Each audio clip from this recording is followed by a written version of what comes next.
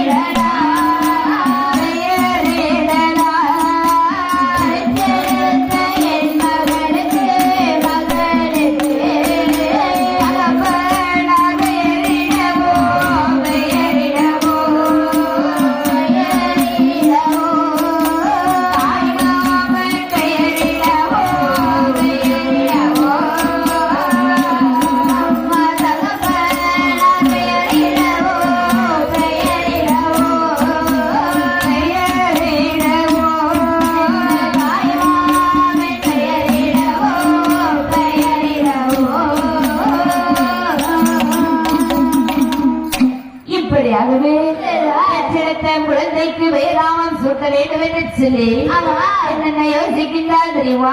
என்ன பெயரம்மா யோசிக்கின்றார்? அதாவது ஒருவேளை தாய் மாமன் மனைவியுடைய பெயரை சூட்டலாமா? ஒன்றுமே தெரியவில்லையே. என்ன பெயரிடுவது? மகாலட்சுமி என்று பெயரிடலாமா என்று சொல்லி அக்கம் பக்கம் உள்ள பெண்களிடத்திலே யோசனை கேட்கின்றார். அம்மா பெண்ணே இங்க வாருங்கள். என்னம்மா பெருமலட்சுமா சொல்லுங்க. வந்துட்டீங்களா? நானோ ஒரு அழகான பாலகியை இன்றெடுத்திருக்கின்றேன். அப்படி இன்றெடுத்த குழந்தைக்கு ஒரு நல்ல நாமதயம் சுட்ட வேண்டும். ஆமா, உங்களுக்கு தெரிந்த நாமதயத்தை சொல்லலாம். அப்படியாமா? ஆமா. நீங்க சொல்லுங்க ஒரு பேரு. பார்வதி குடும்பமா? அம்மா, பார்வதின்னு சொன்னா நல்ல பெயர் தான். ஆனால் பரமசிவன் போதுதான் எனக்கு மாப்பிள்ளை வேணும்னு கேட்பா. அது கஷ்டமா இருக்கும். அதனால இந்த பேர் வேண்டாம். சொல்லு சொல்லு.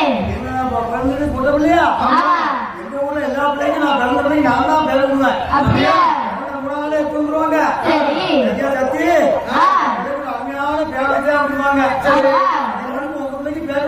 சரி சொல்லப்பா பாப்போம். சரி பழைய மாடல்ல ஒண்ணு சொல்லு, புது மாடல்ல ஒண்ணு சொல்லு. புது மாடல்ல சில்லாட்டன் ஒண்ணு பேரு. அடே அது ஓ பிள்ளைக்கு வை சில்லாட்டன். அடே சில்லாட்டன் நல்ல பேரு தான். ஓ பேரா? ஓ பிள்ளைக்கு வை பேரு. இதெல்லாம் ஒரு பேரா? இல்லவே இல்ல. புது பெயர் சொல்லிட்டா, பழைய பெயர் வந்து சொல்லு பாப்போம். பழைய பேராவது கேட்கிற மாதிரி இருக்கான்னு பாப்போம். அடே அது ஓ பிள்ளைக்கே உளு. இந்த பேர் இதெல்லாம் ஒரு பெயரா? அப்படியா? உங்களுக்கு என்ன பெயர் தெரியும் சொல்லுங்க. என்ன பெயர் வந்து மைக்கு பக்கத்துல வச்சு சொல்லுங்க.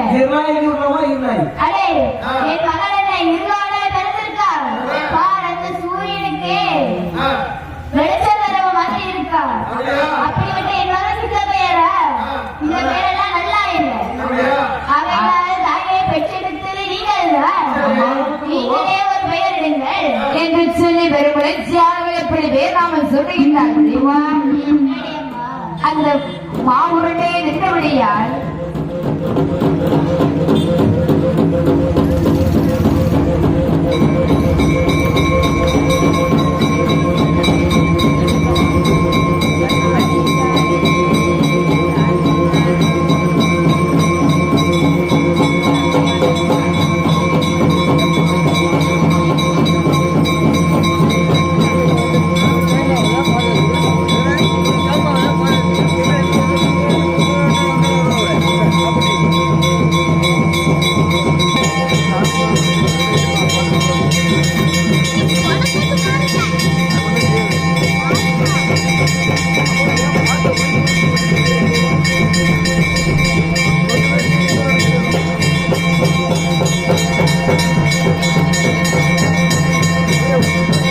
ஆ